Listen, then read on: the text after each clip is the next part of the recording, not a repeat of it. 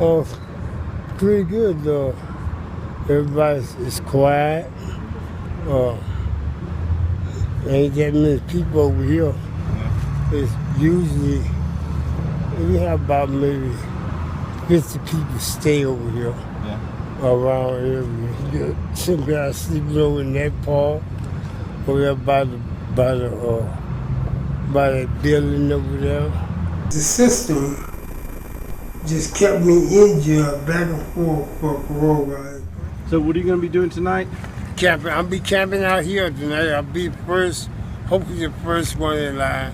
If not the first, I'll be about the third. Hi, this is Antoinette checking in. Hi, Ben.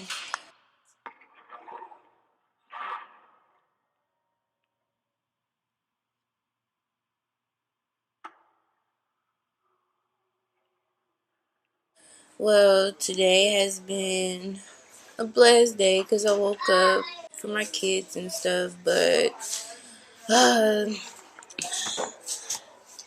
went and filed my taxes and it didn't go through as expected. Today I was served an eviction and now I'm not discouraged, I'm not giving up.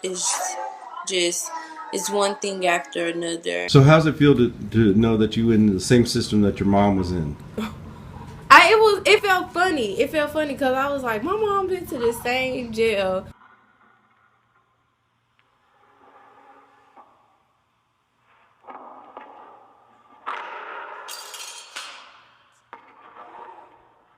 It was the same system because she went to the Texas Youth Commission, Yeah. and I asked her, and we were actually at the same exact facility. No, what's the name? Brownwood, Texas. Brownwood. She went down to Brownwood too? The Texas Youth Commission. Okay. And like it was some older staff that was real old that was there, and they had been there for years since like when my mom was young or whatever, and they had knew her.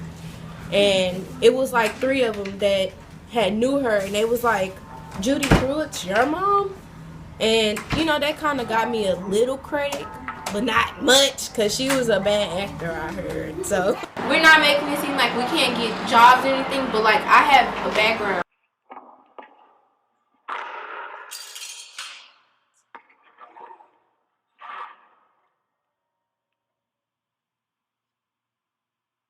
And I had stuff on my background, and when people look at my background, they be like, oh, I can't hire her here. Or, you know, I filled out so many applications and nobody wants to hire me. So it's not like I'm not putting an effort towards, but if you don't have money, what else you're supposed to do? If I go steal it, they're going to call me a thief. If I go ask somebody for it, they're going to say I'm roaching or I'm begging. You know what I'm saying? So either way it go, it feel like we're going to be wrong. So why not go in the room, have sex with this man for however many minutes or whatever, and come out of there and we have money in our pocket to do whatever we have to do. That's how I look at it. I don't think as is we're not doing it because we enjoy doing it, but we're doing it because we're trying to keep everything together. We're trying to keep ourselves together. We're trying to keep ourselves sane. Because when you don't have no money, money is the rule of all evil. Because without money, it's like you don't have anything. You can't buy food. You can't put lights. You can't put a roof over your family's head. You know. And I just felt like I was just lost in the system. And because I was older, they didn't care. They just called me a problem child or a runaway and just said, here goes the street. This is where you were going to end up anyway.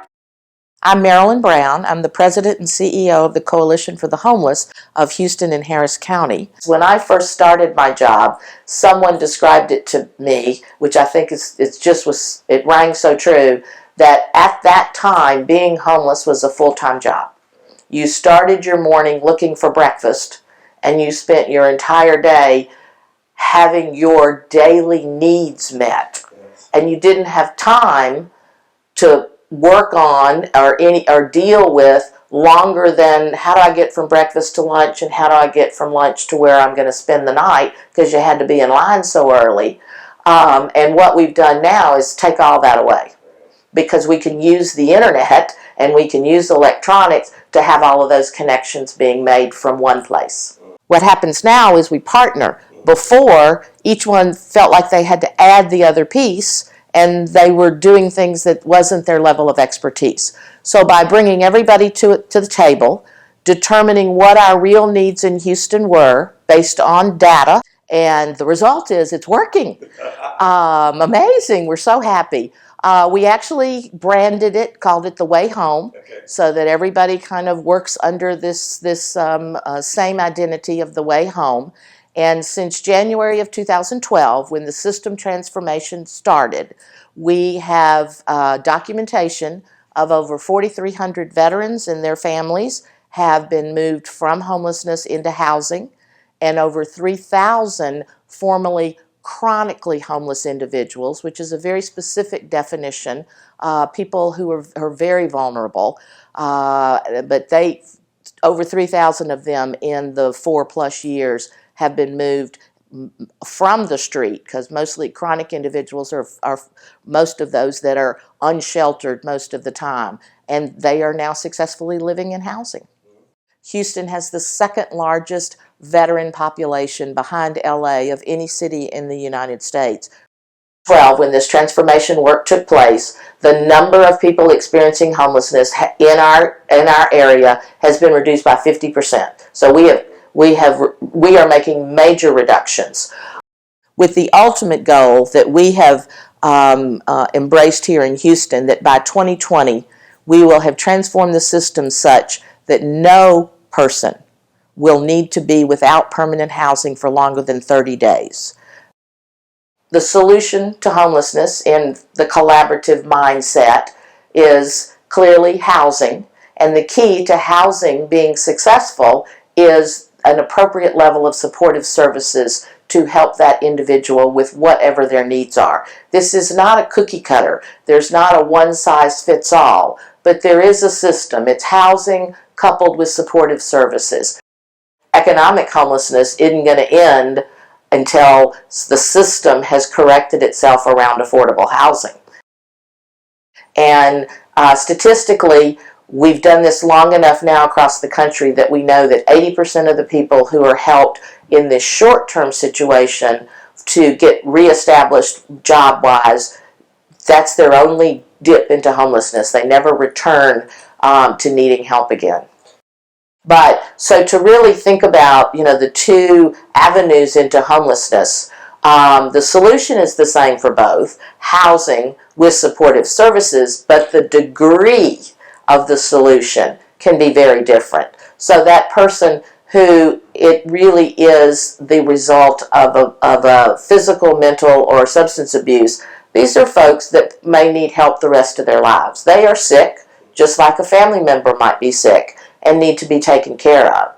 The larger percent need a shorter term assistance, some rental assistance, some social services, child care during the day so that mom and dad could go look for new jobs, those kinds of things. But they can get back up on their feet, so what they need is the same thing, but not as the intensity is less. And so that was another thing that the system transformation brought into place, is to make sure we're matching the resource to the need, so that those that need longer term dollars are placed where longer term dollars exist, and those that need shorter term help can be in a place where there can be more of a revolving door.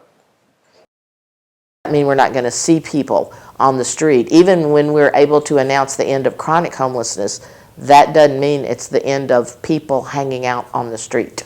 When you can see it happening to an individual, you know it works. We called Star Hope. Of course, they had vacancies, meaning you could sleep on the floor, but you could only bring one little duffel bag with you. You couldn't bring anything else. So I could stay there as long as I needed to get myself on my feet. I was able to save $1,000 a month, and within 361 days of standing on their doorstep, I got an apartment in River Rose. See, I got my own place. You do? Yeah. Working. I've been trying to get it. I finally got it. Yeah? The New Hope Housing, my new room. Your new room. My room, new apartment. All right. It's your apartment. Yes. It's mine. How's it feel? excellent, excellent. I ain't got to worry about being out on the streets or sleeping underneath the bridge or warehouses where I used to.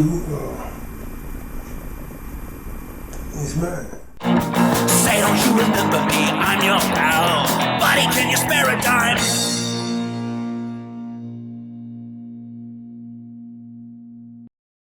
Is the 211, which is the social services network that's run by United Way. And so you call 211 and they begin to start connecting you with people that can help, with agencies that can help, that provide that. If there's someone you see on the corner on a regular basis, right now there is a system website, thewayhomehouston.org, and so info at the Way Home Houston.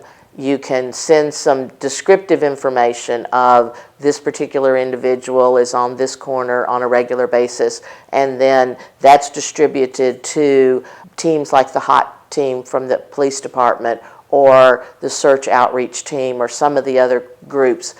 Many times they'll say, yep, we know him, his name's Joe, he's been there for so many years, we go talk to him on a regular basis. But it's also the way we know when a new population is showing up in a part of town that we don't know about. So info at thewayhomehouston.org to let us know about a person, and then a person seeking help. Really, I think the best way to start is 211. Or there is some information on thewayhomehouston.org that gives some guidance as to shelters where you can tell someone to go find a shelter for the night. Well, good afternoon and thanks for being here. This is a really exciting day because it's now clear that Harris County is in a great position to lead the nation in criminal justice reform. Today, as your district attorney and as chair of the Harris County Criminal Justice Coordinating Council, I am proud to announce that we are one of the recipients of the MacArthur Foundation's Safety and Challenge Grant. In the beginning, more than 200 jurisdictions applied for this grant, and we are honored to be one of the 11 awardees. The MacArthur Foundation's focus is safely reducing over-incarceration. It wants to change the way America thinks about and uses jails. The foundation has awarded Harris County $2 million over 2 years because it believes in the criminal justice initiatives we have recently started and the ones that we are committed to in the coming days. The foundation also recognizes how well we are working together in Harris County, due in large part to the Harris County Criminal Justice Coordinating Council. That council was founded in 2009, and by design, it regularly brings all of the major players in our criminal justice system together. And in the last few years, I believe we've hit our stride.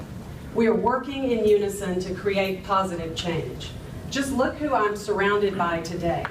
Elected officials, department heads, CJCC members, and community leaders. We are all on the same page.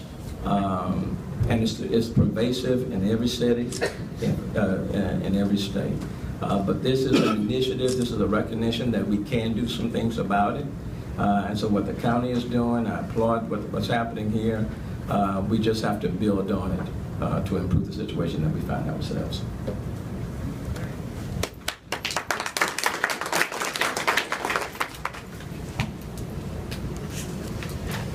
Sure. I have a question about how this sort of segues into the jail reforms that you're working towards. Can you talk about that anymore? Well, as Ted mentioned, we have a disparity, and particularly in our bonding process, that winds up keeping a number of people in jail who probably are not as high a risk simply because they cannot afford the bond.